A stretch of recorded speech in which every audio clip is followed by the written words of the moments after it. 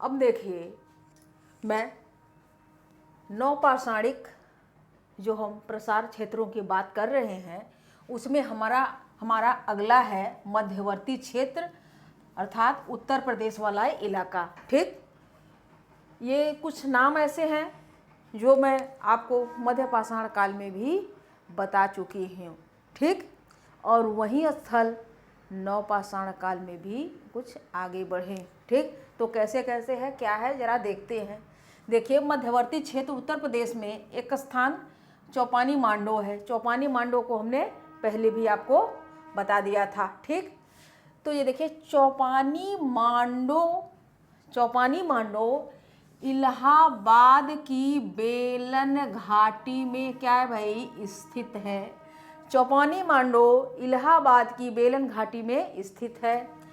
चौपानी मांडो से पूरा पाषाण काल से नवपाषाण काल तक का, पूरा पाषाण काल, मध्य पाषाण काल और नवपाषाण काल तक के तीनों चरणों का अनुक्रम प्राप्त होता है। अर्थात कि तीनों, पूरा पाषाण काल भी प्राप्त हुआ चौपानी मांडो से, मध्य पाषाण काल भी प्राप्त हुआ और नवपाषाण काल भी प्राप्त होता है। इसका मतलब यही, ठीक ना।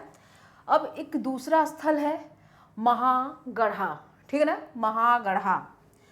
महागढ़ा से पशुओं का बाड़ा प्राप्त होता है। पशुओं का बाड़ा अर्थात गौशाला। ठीक, गौशाला मिला है। ठीक है ना, महागढ़ा से पशुओं का बाड़ा या गौशाला मिला है। महागढ़ा से सांवा के दाने, एक सांवा है, 1 मिनट बता रही हूँ, और झरबेर की गुठलियाँ तथा 28 झोपड़ियाँ स्तंभ गर्त के साक्ष्य प्राप्त हुए हैं। देखिए, यह मैं बता रही हूँ कि महागढ़ा से सांवा के दाने, बहुत पहले मैं भी अपने बचपन में हमने सुना था, खैर सांवा हमने देखा भी है, बहुत पहले देखा, बहुत बचपन में। वह जो सांवा था वो एक प्रकार से वो चावल की प्रजाति का था। कुछ और भी बनते होंगे तो हमें नहीं आइडिया, क्योंकि हमने किसी को बनाते हुए देखा तो वो चावल टाइप का चीज़ बना हुआ था सांवा। ठीक, सांवा के दाने, झरबेर की गुठलियाँ, झरबेर आप लोग जानते हैं, झरबेर जो मीठा मीठा होता है भाई, महाशिवरात्रि के आसपास मिलता है ना झरबेर, उसकी गुठलियाँ। ठीक, 28 झोपड़ियाँ मिली। कहाँ से? महागढ़ा से। स्तंभ गर्त, स्तंभ गर्त का मतलब होता है कि कुछ जैसे गड्ढे, ये स्तंभ है, ये आपके गड्ढे हैं, और इसका आधा हिस्सा स्तंभ का यानी खंभे का गड्ढे में है, ऊपर ये झोपड़ी बनी हुई। ठीक, इसी को स्तंभ गर्त कहते हैं, यानी गड्ढे नुमा घर। गड्ढा ही नहीं, गड्ढे का घर नहीं होता है ये। ठीक, कि एक जो है स्तंभ गर्त, ये स्तंभ यानी खंभे गड्ढे में आधे हैं, आधा घर गड्ढा में, आधा बाहर, ऊपर जो झोपड़ियाँ बनी पड़ी हैं। ठीक, ये साक्ष्य प्राप्त हुए हैं। अब ये है कुलडीहवा। ठीक, कुलडीहवा कहाँ है? इलाहाबाद वाले इलाके में। ठीक, कुलडीहवा से नवपाषाण काल, ताम्रपाषाण काल, लौह युग तथा ऐतिहासिक काल के साक्ष्य प्राप्त होते हैं। कुलडीहवा पहले भी थोड़ा कुछ जानकारी हमने बता दिया था। ठीक, कुलडीहवा से चावल तथा धान की जली हुई बालियाँ मिली है। ठीक ना, कुलडीहवा से, ये हट गया भाई, यहाँ धान रहेगा ना, धान ही है, लेकिन कहीं आप लोग स्क्रीनशॉट खींचेंगे तो ना आए, है ना, स्क्रीनशॉट खींच लिया करिए इसको। ठीक, ये है धान। ठीक, देखिए, कुलडीहवा से चावल प्राप्त हुआ है और वहाँ से धान की बाली, धान की बाली यानी कि जो धान है, धान की फलियाँ। ठीक, और वो कैसे, धान की फलियाँ कैसी है? मिली है। ठीक है ना, जली हुई। वो जो धान की फली है, धान पहले पेड़ होता है, धान उसमें फलता है, उसके बाद उसको छिलके हटा दिए जाते हैं मशीन से। पहले उसको कूटते थे ओखल और मूसल से, तो वह चावल निकलता था धान से। तो वह धान की जली हुई बालियां कुलडीहवा से मिला है। ये ऐसे प्रश्न पूछे गए हैं। ठीक, कुलडीहवा से 6000 ईसा पूर्व का ओराइजा 27वां किस्म के धान की खेती किए जाने का साक्ष्य प्राप्त हुआ है। ठीक, कुलडीहवा से 6000 ईसा पूर्व का ओराइजा 27वां किस्म धान की खेती किए जाने का साक्ष्य प्राप्त हुआ है कुलडीहवा से। इसके अलावा पंचोह तथा इंदारी इस क्षेत्र के स्थल हैं। कहाँ के? इस मध्यवर्ती इलाके का। ठीक, यहाँ से नौपाषाणिक चीजें पाई गई हैं।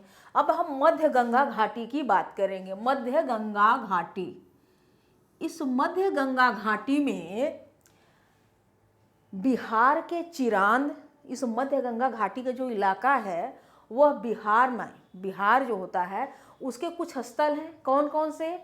बिहार के चिरांद, सेनुआर, बिहार के चिरांद, सेनुआर, मनेर, ताराडीह, छेछर, कुतुबपुर प्रमुख नौपाषाणिक स्थल हैं। ठीक, यह जो चिरांद है कहाँ है? बिहार में। चिरांद सारण जिले में है। देखिए यहाँ पर हमने लिखा है चिरांद के बारे में कुछ 2-4 लाइनें जो महत्वपूर्ण हैं। ठीक, चिरांद बिहार के सारण जिले में स्थित है। चिरांद 4 नदियों के संगम पर स्थित है। 4 नदियों के संगम पर स्थित है। अब ये जो 4 नदी है वो कौन कौन सी नदी है? गंगा, गंडक, सोन तथा घाघरा। ठीक, गंगा, गंडक, सोन तथा घाघरा यह नदियां याद रखिएगा। ठीक, संगम पर स्थित है। चिरांद नौपाषाणिक एवं ताम्रपाषाणिक दोनों युगों से संबंधित है। इस चिरांद में नौपाषाण काल की बस्तियां, नौपाषाण संबंधित चीजें हैं और यहाँ पर ताम्रपाषाण काल भी देखने को मिलता है चिरांद में। ठीक, चिरांद से विशेष रूप से हड्डी के बने उपकरण, मृण मूर्तियां, मानव बस्ती, फिर से सुनिए, चिरांद से विशेष रूप से हड्डी से बने उपकरण, औजार पाए गए, मृण मूर्तियां पाई गई, मृण यानी मिट्टी की मूर्तियां पाई गई, मानव बस्ती पाया गया यानी आवास पाया गया, मिट्टी तथा हाथी दांत की बनी चूड़ियां भी पाई गई। जो हाथी दांत और मिट्टी की बनी हुई चूड़ियां पाई गई चिरांद से, और तथा अंगीठी का भी साक्ष्य मिलता है। चिरांद से अंगीठी का भी साक्ष्य मिलता है। ये जो भी लिखी हूँ सब याद करना, एकदम याद कर जाना, रट जाना है। ठीक, मध्य पूर्व क्षेत्र। अब हम बात करेंगे मध्य पूर्व क्षेत्र की। ठीक, इस मध्य पूर्व क्षेत्र के अंतर्गत क्या क्या आता है? झारखंड आता है। ठीक, इसके अंतर्गत झारखंड के सिंहभूमि जिले में स्थित बरूडीह। देखिए, झारखंड में सिंहभूमि एक जिला है, उस जिले में बरूडीह एक स्थान है। वहाँ से क्या मिला? नौपाषाणिक वो स्थल बरूडीह। ठीक, अब उड़ीसा का भी एक मयूरभंज जिला है। उड़ीसा के मयूरभंज जिले, ठीक, उड़ीसा का भी मयूरभंज जिला है। यहाँ पर मयूरभंज जिले में क्या स्थित है? कुचाई, बैदीपुर, सुलभडीही। उड़ीसा के मयूरभंज जिले में स्थित कुचाई, बैदीपुर, सुलभडीही तथा गोलबई शासन प्रमुख नौपाषाणिक स्थल हैं। फिर से सुन लीजिए, ये हम यह बता रहे हैं कि झारखंड के सिंहभूमि जिले में एक स्थान है बरूडीह। ठीक, और वहीं उड़ीसा के मयूरभंज जिले में स्थान है क्या कुचाई, बैदीपुर, सुलभडीही तथा गोलबई शासन नवपाषाणिक स्थल हैं। अब ये जो बैदीपुर है, बैदीपुर, इस बैदीपुर से चावल के साक्ष्य मिले हैं। ठीक, उड़ीसा के मयूरभंज जिले में जो बैदीपुर है, उस बैदीपुर से चावल के साक्ष्य मिले हैं। और उड़ीसा के ही मयूरभंज जिले में एक और स्थान है गोलबई शासन। ठीक, इस गोलबई शासन से स्तंभगर्त एवं मानवीय मृण मूर्तियों का साक्ष्य मिला है। स्तंभगर्त, स्तंभगर्त यानी खंभे, मिट्टी में लगे हुए ऊपर झोपड़ियाँ, स्तंभगर्त आवास पाए गए। और क्या पाए गए? मानवीय यानी मनुष्यों की मिट्टी की मूर्तियाँ। ठीक, मानवीय मृण मूर्तियों का साक्ष्य पाया गया है। जो मनुष्य की मूर्तियाँ हैं वो मिट्टी की बनी हुई हैं। ठीक, अब उड़ीसा के लेखामोड़ा गुफा से एक, उड़ीसा के एक और स्थान है लेखामोड़ा गुफा। ठीक, उड़ीसा के लेखामोड़ा गुफा से मध्यपाषाण काल तथा नवपाषाण काल के मानव विकास के प्रमाण मिले हैं, अर्थात साक्ष्य मिले हैं। फिर से सुनिए, उड़ीसा के लेखामोड़ा गुफा से मध्यपाषाण काल तथा नवपाषाण काल के मानव विकास के साक्ष्य पाए गए हैं, प्रमाण पाए गए हैं कि यहाँ पर मानव बहुत अच्छे तरीके से विकसित हुआ, वृद्धि हुआ। ठीक, अब इसके आगे हम एक बार इसे दोहरा दें। चलिए देख लीजिए, मध्यवर्ती क्षेत्र उत्तर प्रदेश। ठीक, चौपानी मांडो, चौपानी मांडो इलाहाबाद की बेलन घाटी में स्थित है। चौपानी मांडो से पूरा पाषाण काल से लेकर नवपाषाण काल तक के तीनों चरणों का अनुक्रम प्राप्त हुआ है। महागढ़ा, महागढ़ा से पशुओं का बाड़ा अर्थात गौशाला मिला हुआ है। महागढ़ा से सांवा के दाने, झरबेर की गुठलियाँ तथा 28 झोपड़ियाँ स्तंभगर्त के साक्ष्य प्राप्त हुए हैं। कुलडीहवा, कुलडीहवा का इलाहाबाद। ठीक, कुलडीहवा से नवपाषाण काल, ताम्रपाषाण काल, लौह युग तथा ऐतिहासिक काल के साक्ष्य पाए गए हैं। कुलडीहवा से चावल तथा धान की जली हुई बालियां मिली है। यह प्रश्न याद होना चाहिए बेटा। ठीक, कुलडीहवा से 6000, कुलडीहवा से 6000 ईसा पूर्व का ओराइजा एक किस्म, सताईवा एक किस्म, यानी ओराइजा सताईवा किस्म के धान की खेती किए जाने के साक्ष्य प्राप्त हुए हैं। ठीक, कुलडीहवा से। इसके अलावा इस कुलडीहवा के इस मध्यवर्ती क्षेत्र में इसके अलावा पंचोह तथा इंदारी इस क्षेत्र के स्थल हैं। स्थल कैसे स्थल हैं? नवपाषाणिक स्थल हैं। अब हम मध्य गंगा घाटी की बात करेंगे। देखिए, मध्य गंगा घाटी में बिहार के चिरांद, सिनवार, मनेर, ताराडीह, छेछर, कुतुबपुर प्रमुख नवपाषाणिक स्थल हैं। अब चिरांद बिहार के सारण जिले में स्थित है। चिरांद 4 नदियों के संगम पर स्थित है। गंगा, गंडक, सोन तथा घाघरा नदियों के संगम पर चिरांद स्थित है। ठीक, चिरांद नवपाषाणिक एवं ताम्रपाषाणिक दोनों युगों से संबंधित है। चिरांद से विशेष रूप से हड्डी के उपकरण मिले हुए हैं। और क्या मिला चिरांद से? मृण मूर्तियां मिली हुई हैं, अर्थात मिट्टी की मूर्ति। मानव बस्ती के साक्ष्य भी पाए गए कि वहाँ मानव बस्तियां हैं, वहाँ मानव लोग थे, यानी घर, यानी बस्तियों के रूप में बहुत सारे घर हैं। ठीक, और तथा मिट्टी, मानव बस्ती तथा मिट्टी, हाथी दांत की, मिट्टी की भी और हाथी दांत की भी चूड़ियाँ मिली हैं। और चिरांद से क्या मिला? अंगीठी का साक्ष्य मिला चिरांद से। अब हम मध्य पूर्व क्षेत्र की बात करते हैं। मध्य पूर्व क्षेत्र के अंतर्गत झारखंड आएगा। ठीक, अब झारखंड के सिंहभूमि जिले में स्थित बरूडीह नामक एक स्थान है, ठीक, वहाँ से नवपाषाणिक चीज़ें पाई गई, ठीक।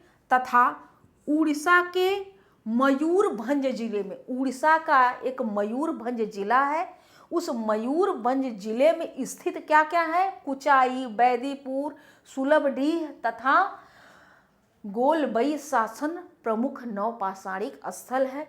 इस बैदीपुर से चावल के साक्ष्य मिले हैं। उड़ीसा के मयूरभंज जिले में जो बैदिकपुर है उसे चावल के साक्ष्य मिले हैं। उसी उड़ीसा के मयूरभंज जिले में गोलबई शासन है, यहाँ से स्तंभगर्त एवं मानवीय मृण मूर्तियों का साक्ष्य मिला है, ठीक।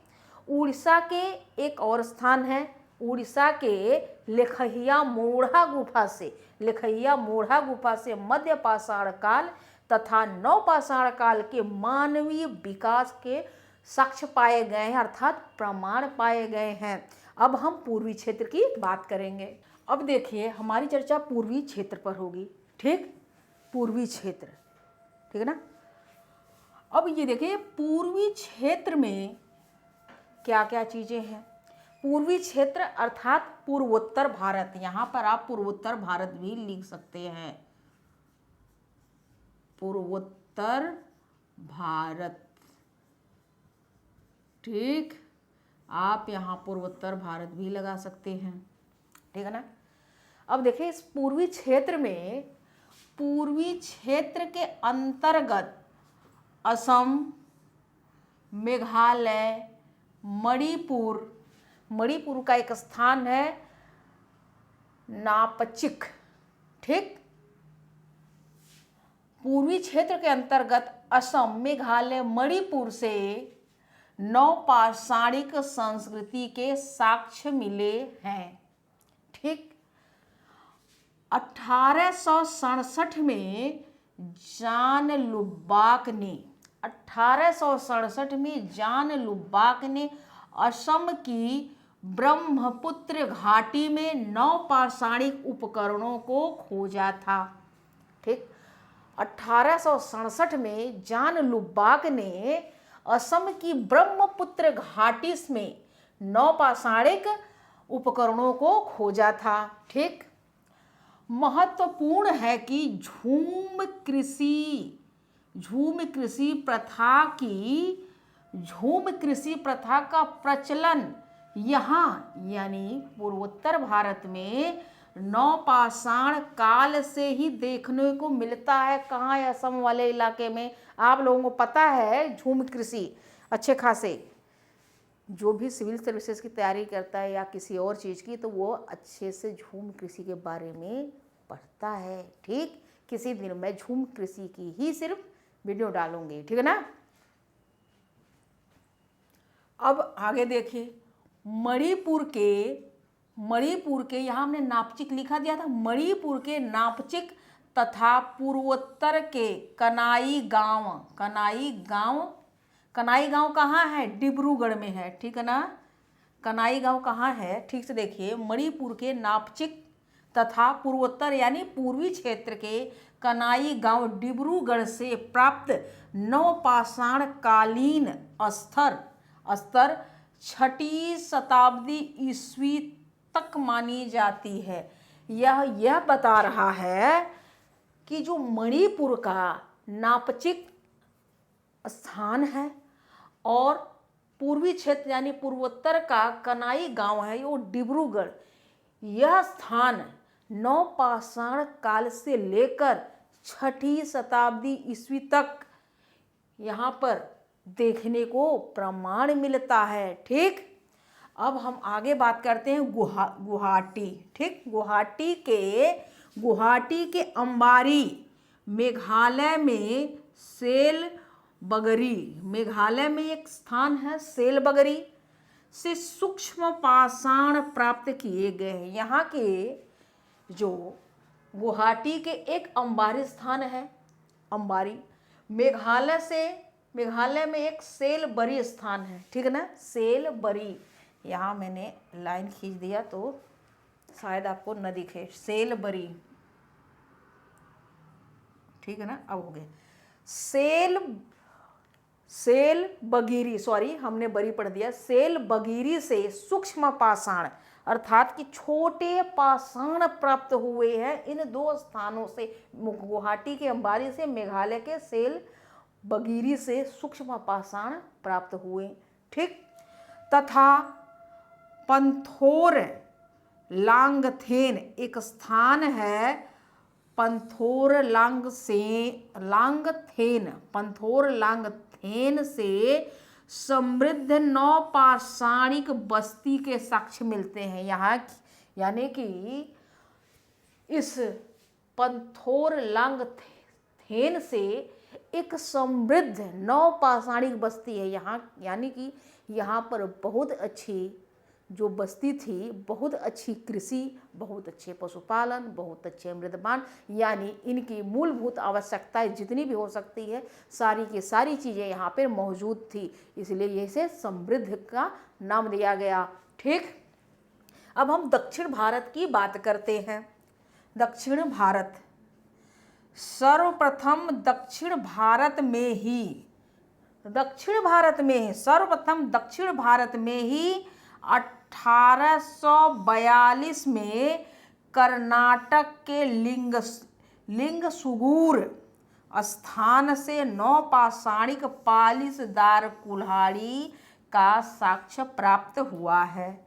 फिर से देखिए, सर्वप्रथम दक्षिण भारत में ही 1842 ईस्वी में कर्नाटक के लिंगसुगूर स्थान से नवपाषाणिक पालिशदार कुल्हाड़ी साक्ष्य प्राप्त हुआ है। और क्या, दक्षिण भारत की नवपाषाणिक संस्कृति महाराष्ट्र की ताम्रपाषाणिक जोरवे संस्कृति से प्रभावित थी। दक्षिण भारत की जो नवपाषाणिक संस्कृति थी उसी संस्कृति से महाराष्ट्र में एक ताम्रपाषाणिक संस्कृति थी जिसका नाम था जोरवे संस्कृति। यह जोरवे संस्कृति इस नवपाषाणिक संस्कृति से प्रभावित थी। ठीक, दक्षिण भारत में उगाई गई पहली फसल कौन सी थी? रागी थी, रागी। ठीक, रागी, ये जो रागी है, रागी जैसे सरसों के दाना होता है ना, उस सरसों के दाना से भी और छोटा होता है, लेकिन जो सरसों का दाना होता है उससे तेल निकलता है। इस रागी से तेल नहीं निकलता, इस रागी से आटा बनता है। दक्षिण भारत वाले इडली, डोसा, अन्य प्रकार के व्यंजन बनाते हैं इस रागी से। रागी में सबसे ज़्यादा कैल्शियम पाया जाता है और इसमें प्रोटीन जरा भी नहीं पाया जाता है। ठीक, और विटामिन सी भी नहीं पाई जाती। बाकी सारी चीज़ें इसमें थोड़ी थोड़ी पाई जाती है, लेकिन रागी में कैल्शियम सबसे ज़्यादा पाई जाती है। आप लोगों को कहीं रागी मिले तो ज़रूर खाइए। ठीक है ना।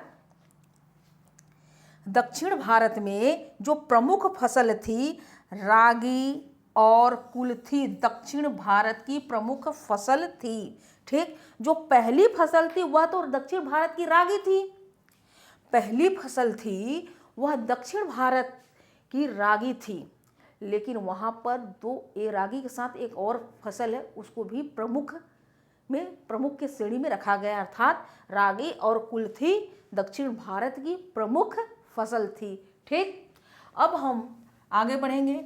नवपाषाण काल में ही शब्द लगा, नवपाषाण काल में ही दक्षिण भारत में सर्वप्रथम बाजरा कृषि का आरंभ होता, यानी बाजरा कृषि का आरंभ होता। बाजरा सबसे पहले दक्षिण भारत में ही हुआ था आरंभ। ठीक, यहीं से लोग फसल उगा रहे थे दक्षिण भारत में। कर्नाटक, अब आते हैं हम कर्नाटक के हल्लूर टेक्कलकोट से चना एवं रागी फसल का साक्ष्य मिलता है। यह नाम दे देगा। ठीक, या तो कर्नाटक और कर्नाटक का ये हल्लूर या टेक्कलकोट लिख देगा कि इससे यहाँ से निम्न में से कौन सा अनाज पाया गया। ठीक, रागी की चना आपको पता रहेगा तब लगा देंगे, ठीक है ना। तमिलनाडु के पय्यमपल्ली से, तमिलनाडु में भी एक, वहाँ कर्नाटक है, कर्नाटक में हल्लूर और टिक्कलकोट है, वहाँ से रागी और चना मिल रहा है, ठीक।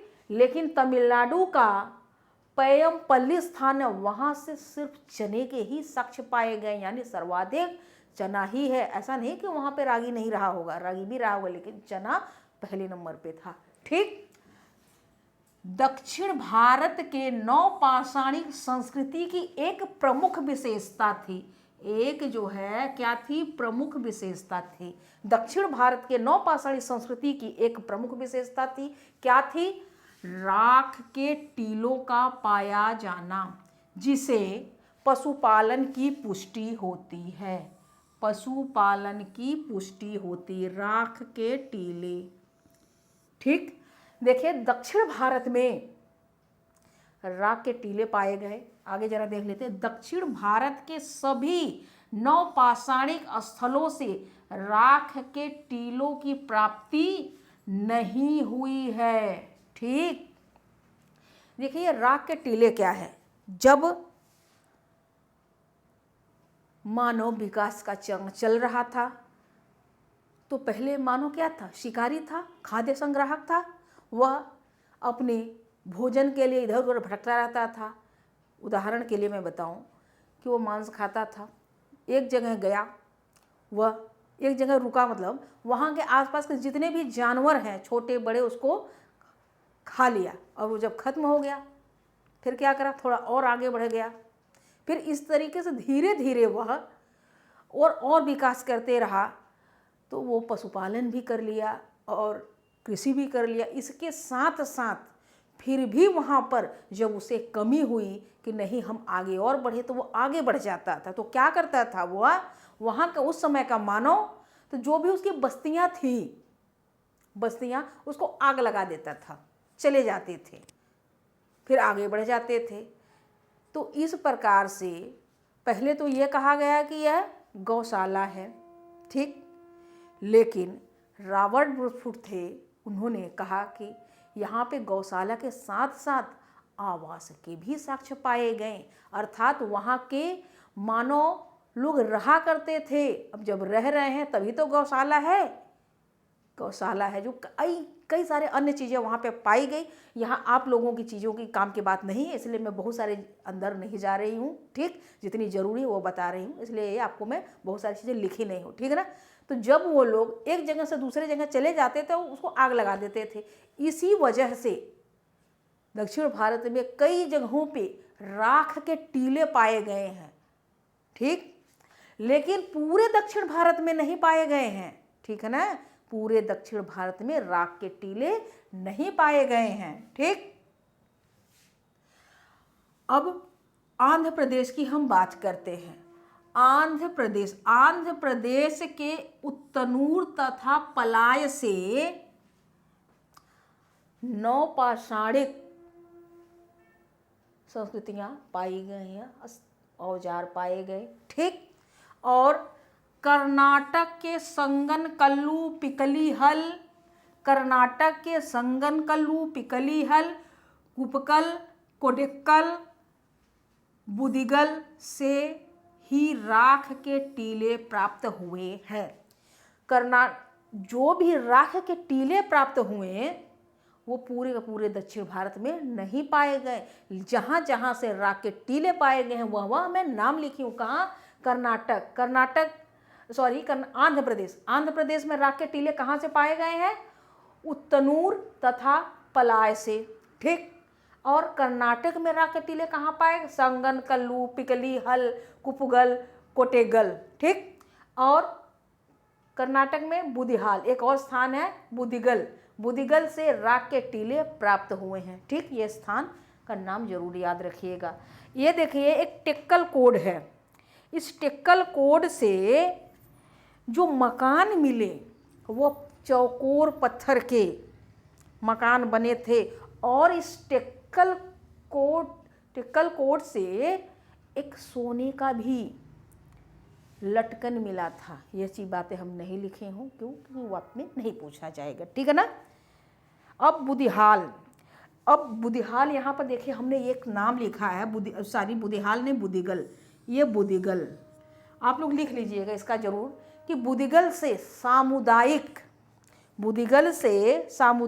भोज के प्रमाण मिले हैं। अर्थात कि शादी ब्याह रहा होगा, पार्टी वोटी थी, पार्टी मतलब दावत उड़ा रहे होंगे, तो सामुदायिक भोज खाना खा रहे थे, वो प्रमाण मिला कि एक साथ लोग, ठीक है ना।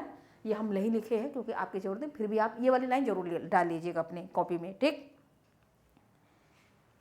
और बुदिहाल से और क्या मिला, बुदिहाल से आवासीय भूमि के बीच में जो आवास थी, जो बस्तियां थी, उसके बीच में एक बुचड़ खाना मिला, अर्थात वधशाला, जहां पर काटे जाते थे जानवर, ठीक। और बुदिहाल से एक गड्ढा मिला, ठीक, एक गड्ढा मिला है और उस गड्ढे में एक घड़ा है और वहाँ पर 10 शिशुओं के समाधि स्थल बनाए गए, 10 शिशुओं के, यानी बच्चों की घड़े में भर के रख देते थे। और ये कोडिकल हमने कहाँ लिखा भाई, कोडिकल, ठीक। कोडिकल से 3 हिरण की प्रजातियां पाई गई हैं, ठीक है ना। कोडिकल से 3 हिरण की प्रजातियां पाई गई हैं, ठीक। अब हम आगे बढ़ते हैं। देखिए एक है टीजे न्यूबोल्ड, ठीक है। टीजे न्यूबोल्ड द्वारा कुपगल से सर्वप्रथम राख के टीले उत्खनित किए गए। टीजे न्यूबोल्ड हैं, इन्होंने ही सबसे पहले कुपगल जो स्थान है, कुपगल कहाँ है बताइए, कुपगल कर्नाटक में है। इस कर्नाटक के में जो कुपगल स्थान है, वह राग स्थान, वहाँ से सर्वप्रथम टीजे न्यूबोल्ड ने राग के टीलों का उत्खनन कराया। जब उत्खनन कराया, ठीक, तभी पता चला कि यहाँ पर क्या क्या है। उसके बाद ये तो उत्खनन कराया, किंतु सर्वप्रथम रॉबर्ट ब्रूसफुट ने ही दक्षिण भारतीय राग के टीलों को नवपाषाणिक बताया। उन्होंने तो ये वो सब बताया, लेकिन जो रॉबर्ट ब्रूसफुट थे, उन्होंने कहा कि नहीं, ये राग के टीले नवपाषाणिक हैं, नवपाषाण काल के हैं, ठीक। अब हम जितनी भी काम की बातें थी सब हम नवपाषाण के बारे में आप लोगों को बता चुके हैं। 2-4 लाइन उसकी विशेषताओं के बारे में बता दे रहे। मैंने यहाँ पर लिखा है, आप लोग इसको भी लिख लीजिएगा। देखिए वो छोटे में हमने लिख दिया है, हो सकता है ना दिखाई दे तो उसे स्क्रीनशॉट खींचिएगा तो थोड़ा जूम करके देख लीजिएगा, ठीक। नवपाषाणी संस्कृति की विशेषताएं, ठीक। अब देखिए नवपाषाण काल में ही कृषि, पशुपालन तथा मृद भांडों का निर्माण प्रारंभ हुआ था। फलस्वरूप क्या हुआ, फलस्वरूप इस काल में खाद्यान्न उत्पन्न हुआ, खाद्यान्न का उत्पादन हुआ। जब नवपाषाण काल में कृषि, पशुपालन और मृदभांड का निर्माण होने लगा तो क्या हुआ, इसके परिणाम स्वरूप इस काल में खाद्य उत्पादन हुआ, अर्थात खाने पीने का तो ठिकाना हो गया था। फलस्वरूप मानव जीवन में जब खाद्य ठिकाना हो गया तो क्या करे, समाज की परिकल्पना हुई। फलस्वरूप मानव जीवन में स्थिरता आया, वह एक जगह रहने लगा। नवपाषाण काल सामान्यतः स्वावलंबी था। स्वावलंबी मतलब आत्मनिर्भर था, ठीक। नवपाषाण काल सामान्यतः स्वावलंबी ग्राम समुदाय था, ग्राम समुदाय का प्रतिनिधित्व करता था, अर्थात आत्मनिर्भर ग्राम समुदाय था। यहाँ पर देखिए नवपाषाण काल सामान्यतः स्वावलंबी ग्राम समुदायों का प्रतिनिधित्व करता है, अर्थात आत्मनिर्भर है, जिसके कारण ही जनसंख्या में वृद्धि हुई। जब यहाँ पर खाने पीने का ठिकाना हो गया, एक जगह रहने लगे, तो इनका गांव की तरह रहने लगे एक जगह, तो इनके परिवार भी बने। जब परिवार हुआ जनसंख्या में वृद्धि हुई और बस्तियां बनी। फिर जनसंख्या में वृद्धि हुई, इसके बावजूद इसके अभी भी उत्पादन अस्तिशेष नहीं हो पा रहा था। यानी कि जनसंख्या में तो वृद्धि हो गई, कृषि कर रहे थे, फिर भी इतना इनके पास उत्पादन नहीं हो रहा था कि ये बेच सके, इनकी अर्थव्यवस्था अच्छी हो। और नवपाषाण संस्कृति ही कांस युगीन सैंधव सभ्यता उद्गम तथा विकास के लिए प्रयुक्त पृष्ठभूमि का निर्माण किया है। यह नवपाषाण संस्कृति कांस युगीन सैंधव अर्थात सिंधु सभ्यता उद्गम तथा विकास के लिए प्रयुक्त पृष्ठभूमि का निर्माण हुआ। महत्वपूर्ण है कि नवपाषाण काल के लोग, महत्वपूर्ण बात यह है कि नवपाषाण के लोग पहाड़ी क्षेत्रों से दूर जाकर बस्तियां नहीं बसा सकते थे। यहाँ के लोग जब समुदाय बनाए, सब कुछ हुआ, तब भी ये अब पहाड़ों पे रहते थे, लेकिन पहाड़ से दूर जाकर के बस्तियां नहीं बसा पा रहे थे। क्यों? क्योंकि इनके पास जो औजार थे, जिस चीज़ से वो बनाते थे, वह पत्थर के ही थे। पत्थर से हर चीज़ तो नहीं बना सकते, नहीं तोड़ सकते। ठीक, तो वही हम यहाँ पर लिखे हैं कि यह पहाड़ी से दूर जाकर बस्तियां नहीं बसा सकते थे। ये बस्तियां अपनी नहीं बसा सकते थे पहाड़ी से दूर जाकर, क्योंकि अभी भी वे पूर्णतः पत्थर के औजारों पर ही निर्भर थे। यही हमने लिखा था कि ये पत्थर के औजार पर निर्भर थे। एक बार मैं इसे फिर से दोहरा देती हूँ। ठीक, पूर्वी क्षेत्र अर्थात पूर्वोत्तर भारत। ठीक, पूर्वी क्षेत्र के अंतर्गत असम, मेघालय, मणिपुर, नापचिक से नवपाषाणिक संस्कृति के साक्ष्य मिले हैं। 1867 में जॉन लुबाक ने असम की ब्रह्मपुत्र घाटी में नवपाषाणिक उपकरणों को खोजा था। ठीक, महत्वपूर्ण है कि झूम कृषि प्रथा का प्रचलन यहाँ नवपाषाण काल से ही देखने को मिलता है। मणिपुर के नापचिक तथा पूर्वोत्तर यानी पूर्वी क्षेत्र के कनाई गांव कहाँ है? डिब्रूगढ़ से प्राप्त नवपाषाण कालीन स्तर, जो नवपाषाण कालीन का जो लोग थे वो 6ठी शताब्दी ईसा पूर्व तक माने जाते हैं कि यहाँ के लोग वहाँ उस समय काल तक भी देखने को पाए गए। यहाँ के इनके अवशेष उस समय तक चलता रहा। गुवाहाटी के एक अंबारी स्थान, गुवाहाटी के अंबारी, मेघालय के मेघालय में सेल बगिरी से सूक्ष्म पाषाण यानी छोटे पाषाण प्राप्त हुए हैं तथा पंथोरलांगथेन से एक समृद्ध नवपाषाणिक बस्ती के प्रमाण मिले हैं। यहाँ पर समृद्ध प्रकार की नवपाषाणिक बस्तियाँ थी जहाँ पर सब कुछ उपलब्ध था। ठीक, अब हम दक्षिण भारत की बात करते हैं। दक्षिण भारत में सर्वप्रथम दक्षिण भारत में ही 1842 में कर्नाटक के लिंगसुगूर स्थान से नवपाषाणिक पालिशदार कुल्हाड़ी का साक्ष्य प्राप्त हुआ है। दक्षिण भारत की नवपाषाणिक संस्कृति महाराष्ट्र की ताम्रपाषाणिक जोरवे संस्कृति से प्रभावित थी। दक्षिण भारत में उगाई गई पहली फसल रागी थी। रागी और कुल्थी दक्षिण भारत की प्रमुख फसल थी। ठीक, नवपाषाण काल में ही दक्षिण भारत में सर्वप्रथम बाजरा की कृषि का आरंभ हुआ था। कर्नाटक के हल्लूर टेक्कलकोट से चना एवं रागी फसल का साक्ष्य मिलता है। तमिलनाडु के पय्यमपल्ली से चने का साक्ष्य मिलता है। ठीक, दक्षिण भारत के नवपाषाणिक संस्कृति की एक प्रमुख विशेषता क्या थी? राग के टीलों का पाया जाना, जिसे पशुपालन की पुष्टि होती है यहाँ पे कि पशुपालन था। ठीक, दक्षिण भारत के सभी नवपाषाणिक स्थलों से राग के टीलों को नहीं पाया गया है। ठीक, अब पाया कहाँ से गया है? आंध्र प्रदेश के उत्तनूर तथा पलवाय से पाया गया।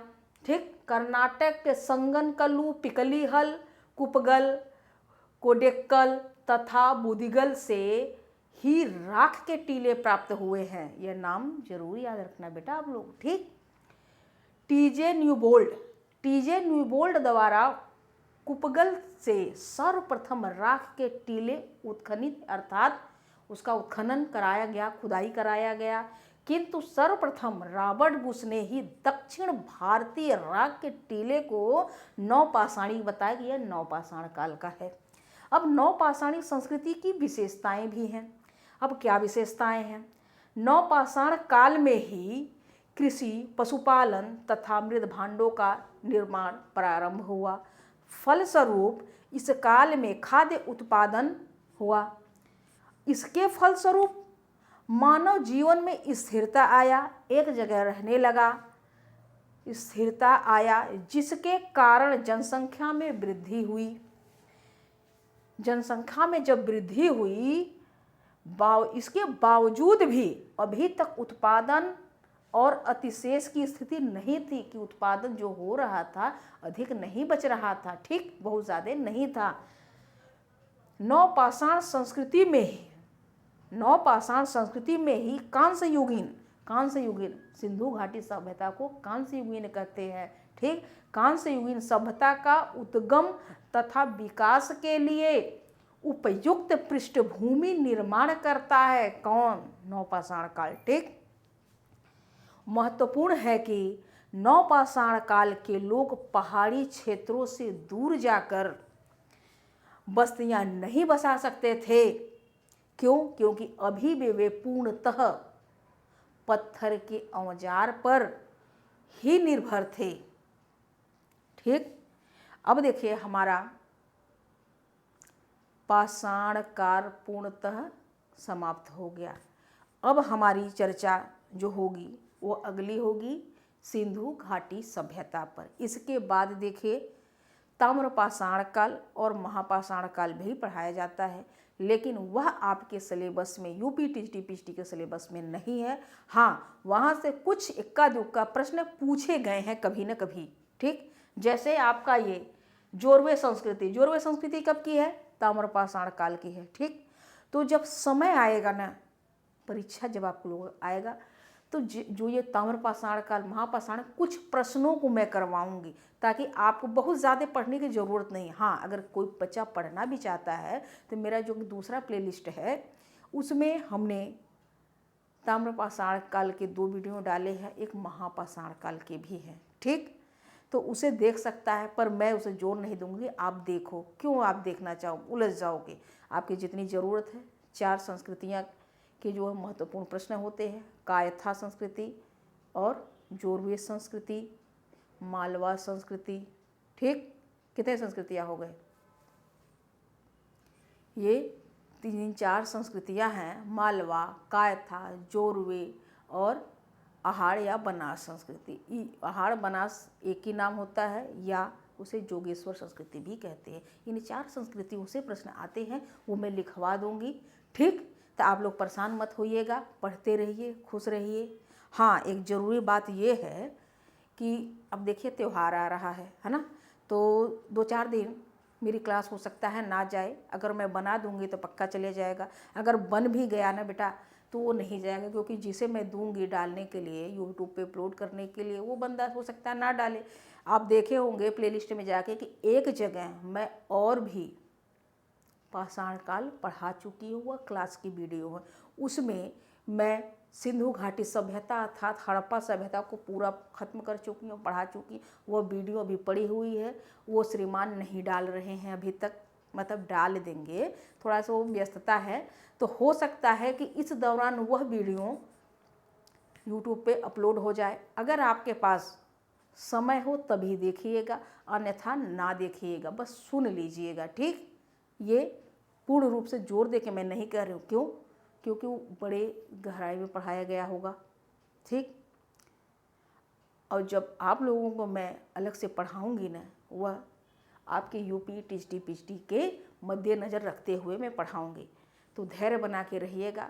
यूपी टीजीटी पीजीटी के भी सिंधु घाटी जाएंगे, लेकिन जो अभी जाएंगे 1-2 दिन में, आप लोग इच्छा हो तो देखिएगा, अन्यथा ना देखिएगा। मेरे ऊपर विश्वास रखिए, मैं सारा कोर्स कराऊंगी। ठीक, तो चलिए पढ़ते रहिए, खुश रहिए और दिवाली एंजॉय करिए।